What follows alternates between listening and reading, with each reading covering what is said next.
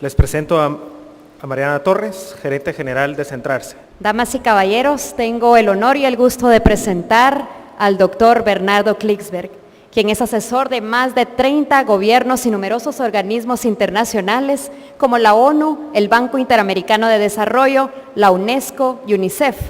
Ha escrito más de 40 títulos y su última obra se titula Primero la gente, la cual fue escrita en coautoría con el Premio Nobel de Economía Amartya Sen. Klicksberg nació en Argentina y ha obtenido 5 títulos universitarios, entre ellos doctor en Ciencias Económicas, en Ciencias Administrativas, licenciado en Sociología y contador público.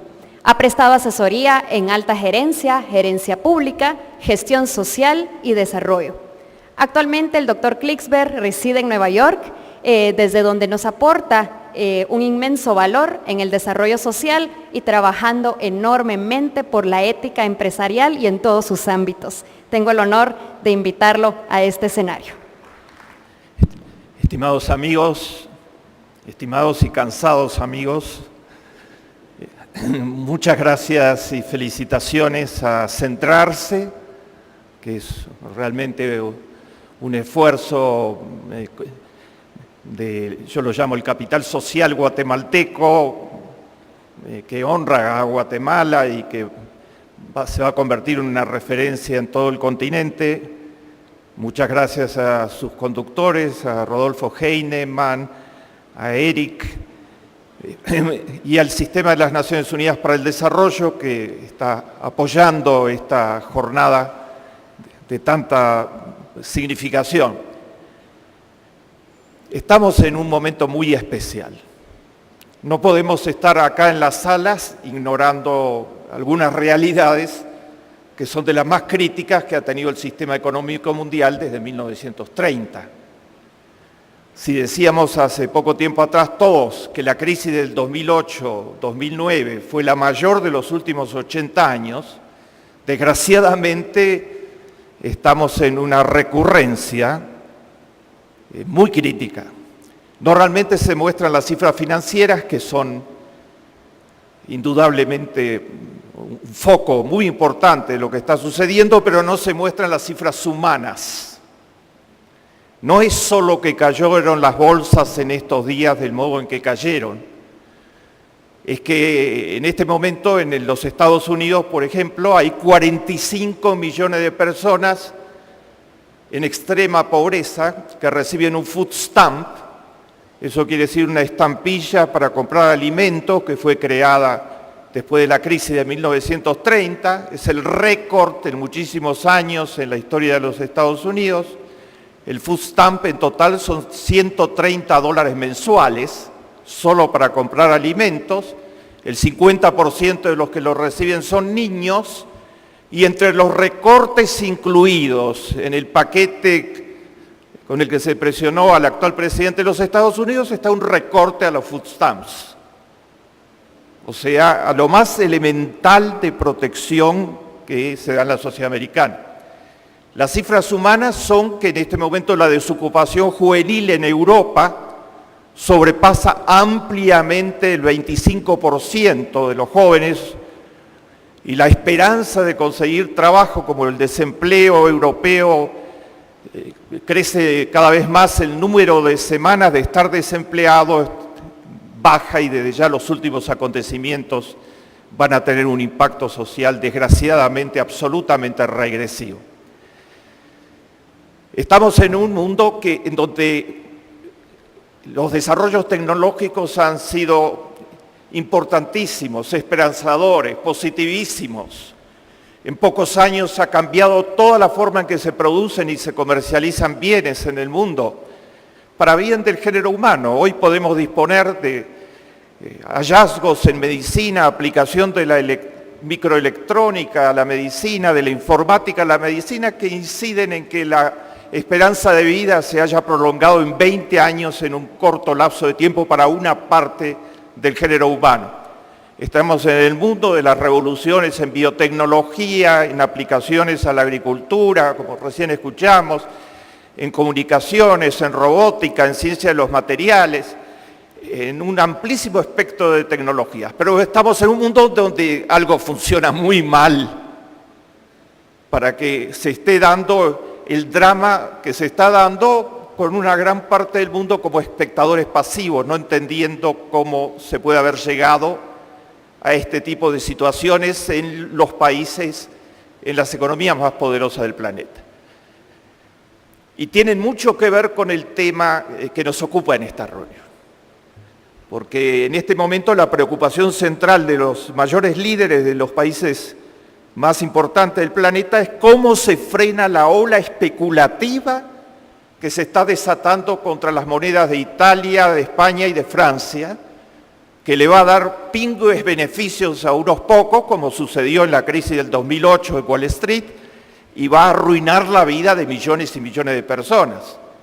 Entonces hay una demanda por regulación y por ver cómo se puede reorientar las políticas públicas y la participación de la empresa privada en esta situación culminante. Nosotros estamos reflexionando sobre responsabilidad social empresarial y estamos reflexionando en un momento donde la responsabilidad social empresarial debe autorrevisarse para ser mucho más exigente de lo que ha sido hasta ahora. Yo voy a desarrollar 3 puntos. En primer término voy a desenvolver lo que yo llamo los escándalos éticos actuales del género humano. Tienen todos que ver con las metas del milenio, que también fueron expuestas hace un rato aquí por Natalia, en representación del sistema de las Naciones Unidas. Son infracciones escandalosas a las metas del milenio. En segundo término voy a reflexionar sobre qué quiero decir cuando digo que la responsabilidad social empresarial debe ser mucho más exigente de lo que es. Voy a poner los parámetros y voy a dar ejemplos de cómo puede serlo efectivamente y cómo algunos empresarios de punta le han llevado a los niveles que yo voy a plantear. Y en tercer término voy a reflexionar sobre el rol de la responsabilidad social empresarial en esta América Latina, con algunas reflexiones sobre esta Guatemala que yo conozco humildemente bastante porque en diferentes oportunidades, estoy semi-enamorado de Guatemala, en diferentes oportunidades he tenido el honor de servir a Guatemala. Estos 3 puntos no son para esta hora de la jornada y para el tiempo que se necesitaría. Entonces voy a dar un vuelo tratando sobre todo de agendar nuevas maneras de pensar algunos de estos problemas. Si ustedes van a querer ampliar lo que aquí voy a desarrollar, están a vuestra disposición mis 2 libros más recientes. Hay 3 acá en Guatemala. Uno es Más ética, más desarrollo, que presentamos hace algunos años acá en Guatemala y tiene 19 ediciones actualmente. La tesis central es que la ética no es la consecuencia del desarrollo, sino que la ética es la base del desarrollo. Son los ni-ni. Ustedes escucharon ese lenguaje. Con frecuencia en los periódicos aparece ese lenguaje. Dice, son los ni trabajan ni estudian. Entonces, ¿qué queremos decir cuando decimos ni? Que ellos son los culpables, ¿verdad? Que ellos son los responsables, porque ni trabajan ni estudian. Yo los he seguido estadísticamente, yo solo creo en las cifras y en los valores éticos. Y los he seguido estadísticamente. No son ni. Cuando uno estudia la cifra de deserción escolar en América Latina, del 20% más pobre de la población, solo 1 de cada 3 logra terminar el colegio secundario. En el promedio de América Latina la tasa es muy baja también. El 50%, 1 de cada 2 termina el secundario. Pero en el 20% más pobre la tasa es mucho peor y en las poblaciones indígenas es mucho peor. ¿Y por qué desertan? Porque hay 14 millones de niños que trabajan en América Latina, que deberían estar dedicados exclusivamente a la escuela. La OIT lo ha denunciado hasta el cansancio. Algunos están revolviendo los basurales en la mayor parte de las ciudades de América Latina para conseguir cómo sobrevivir. Otros son los que llamamos los niños de la calle en América Latina. Y otros trabajan en las minas, en las plantaciones, explotados absolutamente. Es muy difícil que puedan estudiar de ninguna manera, porque la desnutrición infantil crónica en América Latina es un 16% actualmente. Y los niños desnutridos no pueden cursar estudios mínimamente razonables. Y porque no tienen el sostén familiar. Para mí la familia es el pilar más importante de la sociedad. Si una política pública o la responsabilidad social empresarial no ponen en el centro la familia, están errando totalmente en tratar de realmente mejorar la situación. Y se lo describo muy gráficamente. Cuando un niño de clase media, en Buenos Aires, en Río de Janeiro o en Guatemala, vuelve de la escuela, su maestra en la escuela le ha dicho tenés que hacer los deberes y le ha dado una cantidad de tareas para hacer en su casa. Entonces ese niño tiene una piecita, se sienta en su pieza, tiene un escritorio, probablemente tiene la computadora y se pone a hacer las tareas.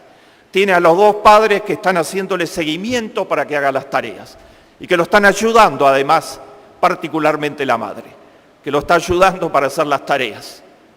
Cuando un niño de una villa miseria, una favela, una aldea rural en pobreza extrema, etcétera, vuelve del colegio, hay un porcentaje que no va a ningún colegio de ninguna índole, pero los que van al colegio, la cifra ha mejorado sustancialmente, vuelve del colegio y tiene por hacer tareas, no tiene, ni en Buenos Aires, ni en Río de Janeiro, ni en Guatemala, no tiene ninguna pieza donde encerrarse, no tiene ninguna mesa donde hacer los deberes, no un escritorio, ninguna mesa, no tiene ninguna computadora.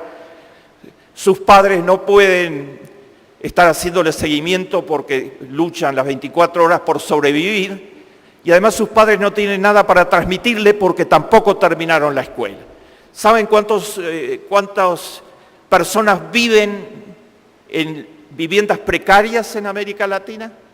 120 millones de personas. O sea, casi 1 de cada 5 latinoamericanos viven en las condiciones que yo les mencioné, a las que tienen que agregar desde ya el hacinamiento de esas viviendas precarias. Entonces, ¿qué deberes va a hacer el niño en esas condiciones? Entonces desertan los chicos. Algunos de ellos, la tasa se redujo antes de terminar la primaria. Seguimos teniendo un ejército de jóvenes que no han terminado la primaria. Y en las poblaciones pobres, 2 de cada 3, el 66% antes de terminar la secundaria. Entonces no tienen secundaria. Acá ya les asomo las soluciones, porque yo no vine acá solamente para poner los escándalos éticos sobre la mesa. Toda mi vida está volcada en buscarles soluciones, en ayudar a buscar soluciones. Y les asomo ya la solución, está en esta sala. Acá entre nosotros hay algunos jóvenes de los que se puede honrar Guatemala y América Latina que pertenecen a una organización que hoy es una de las ONGs líderes de América Latina, creada en América Latina, desde los jóvenes profesionales latinoamericanos, que se llama Un Techo para mi País, y que se ocupa de que esos chicos tengan realmente por lo menos un piso, viven normalmente en pisos de tierra, y tengan las condiciones mínimas. Un Techo para mi País, ONG sin fines de lucro de ninguna índole, construye, basada en el esfuerzo de 400.000 jóvenes voluntarios actualmente, construye una vivienda en 2 días, una vivienda contra la pobreza extrema.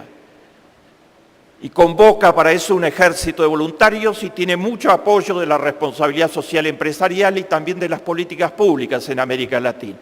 Entonces, es posible hacerlo de un modo diferente. Construyó 80.000 viviendas en poco tiempo, y en el terremoto de Chile hace muy poco tiempo atrás se le encomendó por parte de la política pública y de todos los sectores de la sociedad que fuera la que fuera a construir viviendas por la eficiencia, rapidez, compromiso con que lo hacía, y construyó 25.000 viviendas en 3 meses. Se puede hacer de un modo absolutamente diferente. Mi quinto escándalo, termino. Entonces estos chicos que no terminaron la secundaria, sin secundaria no hay acceso al mundo del trabajo. Cada vez más, en el siglo XXI, ninguna empresa privada, ni ninguna administración pública va a tomar para los cargos incluso más elementales a personas que no tengan educación secundaria. Entonces, por eso 1 de cada 4 jóvenes en América Latina está fuera del mercado de trabajo y fuera del sistema educativo. No son los ni. Eso es una mentira burda. Y cuando el lenguaje disfraza los escándalos éticos, pasa lo que está sucediendo en Inglaterra. Finalmente explotan los escándalos éticos, de la peor manera, a través de la violencia. No son los ni, ellos ni eligieron no estudiar, ni eligieron no estar en el mercado de trabajo. Los hemos expulsado de la sociedad, masivamente, sin preocuparnos. Sí nos preocupamos profundamente, con toda razón, por las cifras de inseguridad ciudadana. Están relacionadas desde ya. No voy a internarme en el tema por la falta de tiempo, he escrito mucho al respecto. La solución central pasa por reincluir a los jóvenes excluidos, por darles oportunidades de trabajo, por darles oportunidades de educación y por apoyar a las familias para que puedan operar como familias y no resulte estas cifras que mencionaba María Ángeles anteriormente de un universo entero de familias sin padre, solo la madre protegiendo el núcleo familiar. Quinto escándalo ético, lo resumo por el tiempo. Quinto escándalo ético, la discriminación de la mujer. Hemos escuchado un mensaje profundo, serio, denso, acompañado de una documentación fotográfica excepcional por parte de María Ángeles. Les agrego muy brevemente, ¿saben ustedes cuál es el porcentaje de mujeres en los cargos gerenciales en los Estados Unidos, en Europa? 8%, o sea, 92% son hombres y solo 8% son mujeres. Ya las mujeres, bendita sea la divinidad, son la mitad de la creación. Sería inconcebible la vida en todos los sentidos sin esa sociedad fundamental. ¿Saben ustedes, te agrego a tus magníficos datos, cuántas mujeres hay entre los que están decidiendo en estos momentos los destinos del género humano? O sea, los 28 presidentes de los bancos centrales de toda la Unión Europea que están reunidos ahora para ver cómo paran la crisis fenomenal que se generó en la especulación salvaje, en lo que el presidente Obama llama la codicia desenfrenada, la falta de regulaciones, etcétera. No hay ninguna. O sea, los 28 presidentes de los bancos centrales, se puede agregar a las fotos, son absolutamente todos los hombres. La discriminación contra la mujer silenciosa, lo agrego, sigue todos los días. Y en América Latina tiene presencia en fronteras ya infamantes, que es el genocidio de mujeres. O sea, la discriminación total en términos del asesinato de mujeres por la violencia doméstica y por otras vías, como en Ciudad Juárez, donde está ligada a otra cosa, y el absoluto machismo en las fuerzas policiales y en la justicia, machismo que puso sobre la mesa la Comisión Interamericana de Derechos Humanos de la OEA al condenar severamente al Estado mexicano por la masacre permanente de mujeres en Ciudad Juárez y exigirle, además de terminar con la impunidad total, que construya una estatua por las mujeres asesinadas para que por lo menos la sociedad tenga enfrente suyo permanentemente lo que está sucediendo. Sexto escándalo ético, y voy terminando, la lista es mucho más amplia, la pueden encontrar en mi libro reciente, el medio ambiente. El secretario general de la organización a la que sirvo, las Naciones Unidas, Ban Ki-moon, lo ha puesto muy claro. Ha dicho, con el medio ambiente no se negocia. Basta de jugar, así intoxicamos más rápido, más despacio, así lanzamos y cortamos de aquí a 30 años los gases contaminantes. Estamos acercándonos a lo que el panel Premio Nobel de la Paz de 2.600 científicos de más de 110 países llamó el punto de no retorno. La intoxicación, los gases contaminantes, el dióxido de carbono, especialmente a la cabeza, han generado una situación que está produciendo el calentamiento global las cifras de calentamiento global son inéditas. Moscú ha tenido el verano más caluroso de su historia, con más de 15.000 muertos.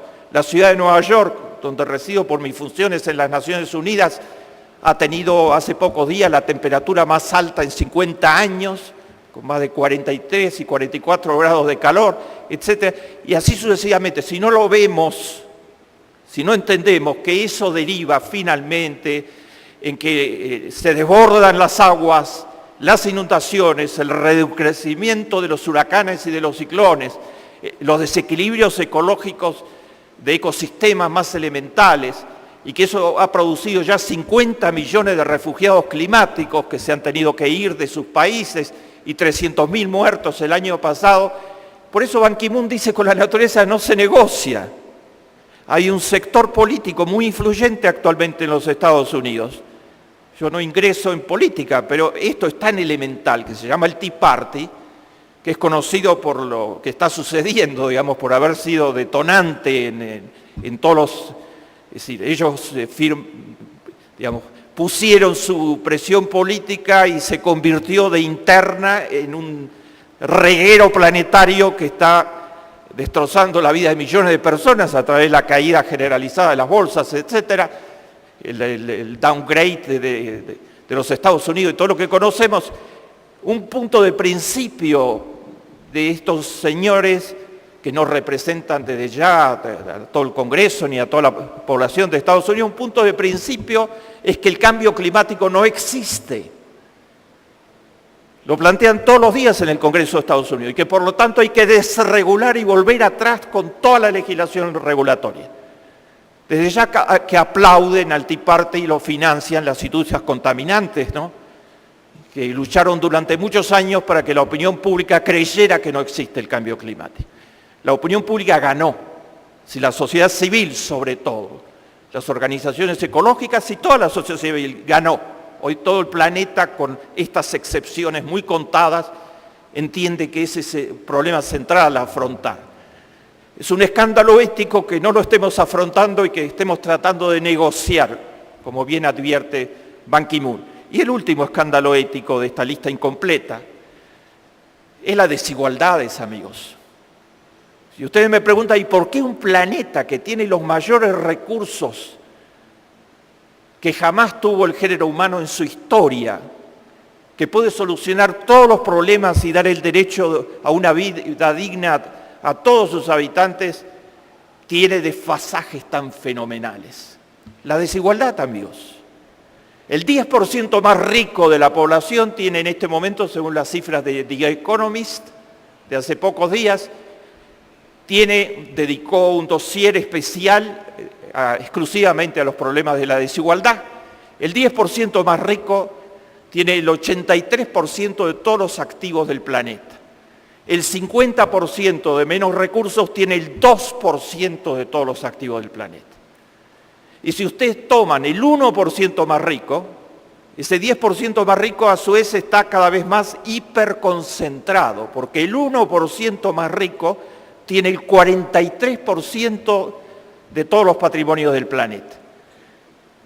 O sea, de un lado, 660.000 millones de personas tienen el 43%. Del otro lado, 3.300 millones de personas tienen el 2%. Estas disparidades fenomenales se expresan en todos los niveles. Yo las he explorado sistemáticamente durante los últimos 30 años en América Latina, que es considerada la región más desigual de todo el planeta. Y nos va muy mal con el asunto de las desigualdades. Porque en América Latina, ¿qué significa la desigualdad? Yo les cuento cifras muy prácticas. Mientras una mujer que nace en el municipio más próspero de México, en el DF, que se llama San Pedro Garza y Garza, tiene una tasa de mortalidad materna elevada en términos internacionales, pero bueno, 15 mujeres mueren cada 100.000 partos. Una mujer indígena que nace en un pueblo indígena en el Perú, no estoy hablando de Honduras, estoy hablando del Perú, con un crecimiento económico mayor al 8% durante los últimos 8 años, etc. Una mujer indígena que nace Las mujeres indígenas son un porcentaje significativo en el Perú, que nace en un pueblo indígena, tiene una tasa de mortalidad materna de 400 muertes cada 100.000 partos, la cuarta peor de todo el planeta Tierra, ¿no? ¿Por qué la desigualdad? Porque los beneficios, los avances formidables de la salud preventiva y terapéutica que permiten casi reducir a niveles ínfimos la tasa de mortalidad materna, hoy en día no llegan para nada a las mujeres indígenas allí. El presupuesto total en salud del Perú representa el 1,7% del Producto Bruto. La Organización Mundial de la Salud dice que los presupuestos en salud de los países en desarrollo tienen que ser no menos del 6% del Producto Bruto.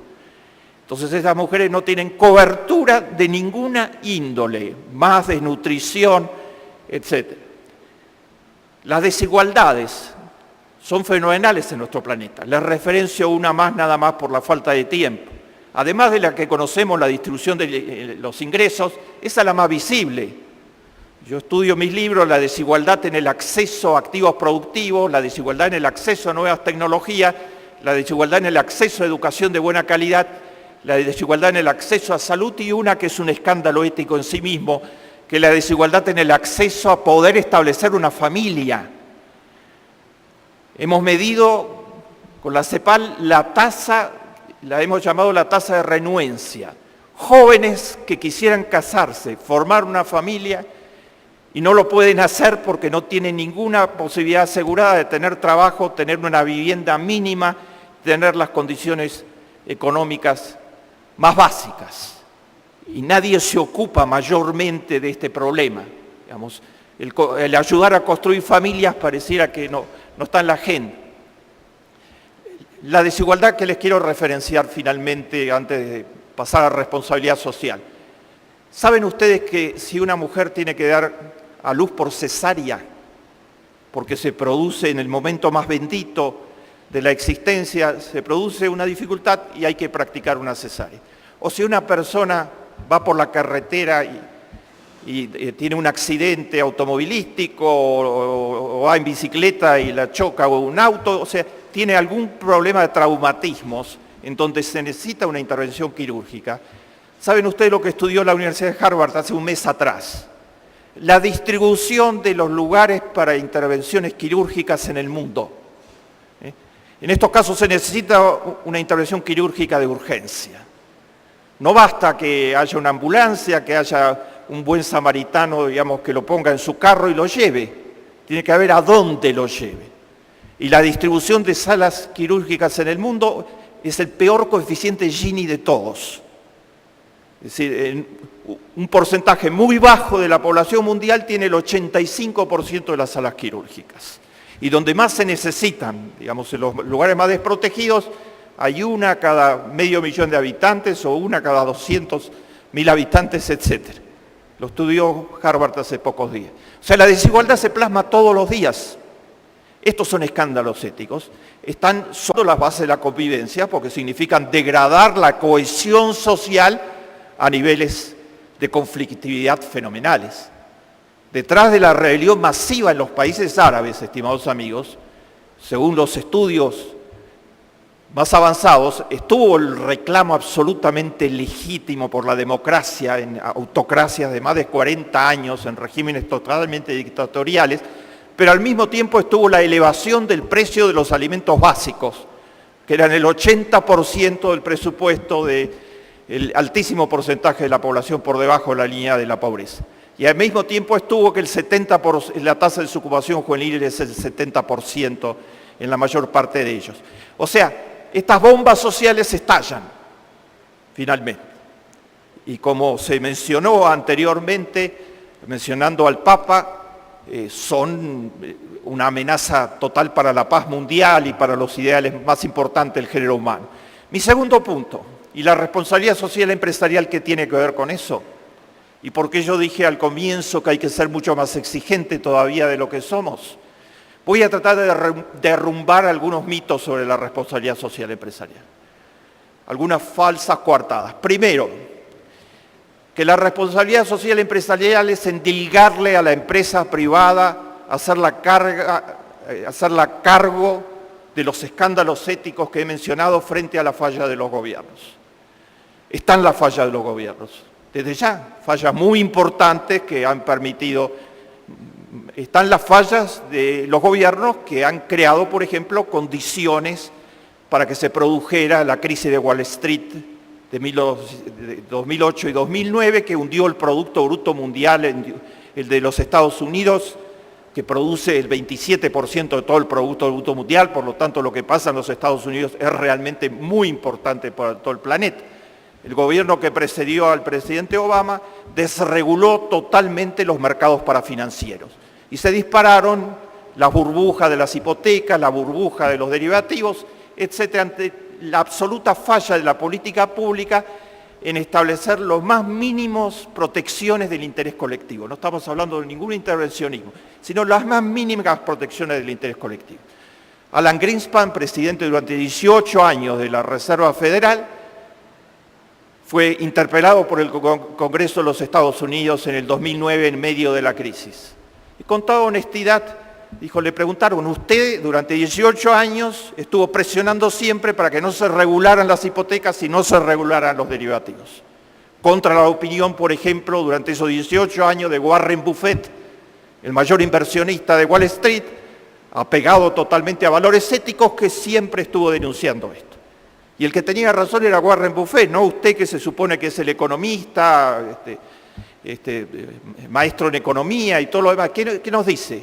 Y lo que dijo textualmente, lo pueden encontrar en mis libros, con la referencia a los periódicos, etcétera. Lo que dijo textualmente es, estoy en estado de estupor absoluto.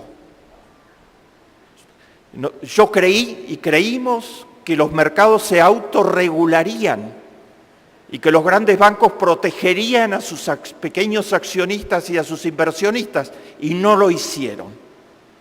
Todo el edificio intelectual que hemos construido se ha venido abajo. Ese edificio intelectual fue el que se aplicó en la presidencia anterior a Obama, y las políticas públicas dejaron de operar confiando en la autorregulación absoluta de los mercados parafinancieros, por ejemplo, y también lo mismo en el medio ambiente. Estados Unidos fue uno de los 2 países sobre 189 que no firmó el Tratado de Kioto durante la presidencia anterior, etcétera. Cuando la política pública falló totalmente en proteger lo más básico, no, nada más se le pide. Cuando decimos que la responsabilidad social empresarial tiene que entrar en escena vigorosamente, se está planteando que reemplaza la política pública. De ninguna manera. La política pública en una sociedad democrática debe rendir cuentas. Tiene el mandato de proteger el derecho al desarrollo de las personas. En 1986 la Asamblea General de las Naciones Unidas aprobó por unanimidad que todos los seres humanos deben tener derecho al desarrollo. Y segundo punto de la resolución, que el Estado es el principal responsable de asegurar el derecho al desarrollo. En una sociedad democrática, la política pública debe hacer lo que le pusimos de título con Amartya Sen a nuestro aporte a Primero la Gente, que termina de ser traducido hace pocos días al chino, en China. Debe hacer que la gente sea lo primero. Primero las políticas de salud y de educación. No puede haber ninguna prioridad mayor para una sociedad que educar a sus jóvenes. Un año más de escolaridad. De niñas jóvenes baja la tasa de mortalidad infantil en un 9 por 1000, según los estimados de la Organización Mundial de la Salud. Porque es más capital educativo que se va a traslucir en evitar embarazo adolescente, en manejo nutricional, en un montón de expresiones. No puede haber nada más importante para una política pública que invertir en esos 2 campos. Y ya les digo, no menos del 6% del Producto Bruto. Estamos muy lejos en Guatemala y en muchos otros países de América Latina de eso. El Estado desde ya debe apoyar a las empresas privadas, apoyar a la pequeña y mediana empresa, hacer accesible el crédito, invertir en ciencia y tecnología, proteger la exportación y la competitividad. Muchos otros deberes. Y tiene que rendir cuentas, tiene que ser absolutamente transparente, rendir cuentas permanentes y tiene que haber cero de tolerancia a la corrupción. Pero la empresa privada no es un tercero, un observador. La empresa privada es un motor absolutamente central de la economía. Sus decisiones influyen en la vida de todos. Si alguien vende fertilizantes, como escuchamos en el día de hoy, vende semillas de baja calidad a los agricultores, sabiendo que son semillas de baja calidad, y las vende de modo tal que queden presos en un mercado cautivo, vamos, que no puedan hacer polisemillización, para llamarle de algún modo, lo que aprendí con mi estimado amigo allí, sino que tengan que volver a comprar las semillas para obligarlos, o sea, obligarlos a producir a muy bajos niveles de productividad y a entregar parte de sus muy bajos ingresos al monopolio o oligopolio que maneja la situación. No está precisamente colaborando con la solución de los escándalos éticos. Si hace lo contrario, está colaborando. Entonces la empresa privada tiene que ser un aliado estratégico de las políticas públicas en enfrentar los grandes problemas de las sociedades. No es un tercero, es parte, ¿no?, para una dirección o para la otra dirección. Lo que se le está pidiendo no es que reemplace a las políticas públicas, sino que se alíe estratégicamente. Segundo, esto es un pedido de dinero. Centrarse nació solo para pedir dinero a las empresas privadas, para que aporten mayores donaciones, etc. Y Centrarse y sus similares. Yo la semana que viene voy a inaugurar la Reunión Nacional de Empresarios de Panamá. La semana anterior a esta inauguré la Reunión Nacional de Empresarios por la Responsabilidad Social Empresarial de la Argentina, etc. O sea, está creciendo en toda América Latina el movimiento de responsabilidad social empresarial. No se trata de donaciones solamente. Las donaciones son importantísimas, bienvenidas. Estamos totalmente atrasados. Cuando se hace la medición de lo que aporta la empresa privada en América Latina en porcentaje sobre las ventas respecto a lo que aportan Estados Unidos o en la mayor parte de los países europeos, quedamos en ridículo directamente. Y no me digan que son incentivos fiscales. Los incentivos fiscales ayudan, pero Warren Buffett no aportó toda su fortuna a la Fundación Gates por un incentivo fiscal. La Fundación Gates es hoy la vanguardia de la lucha mundial contra las enfermedades de los pobres. Se está desarrollando la vacuna contra la malaria y su agenda es la malaria, la tuberculosis, el paludismo y el SIDA. Es la mayor ONG del planeta. Tiene 60.000 millones de dólares. La mitad fue donado por Gates y la mitad fue donado por Warren Buffett.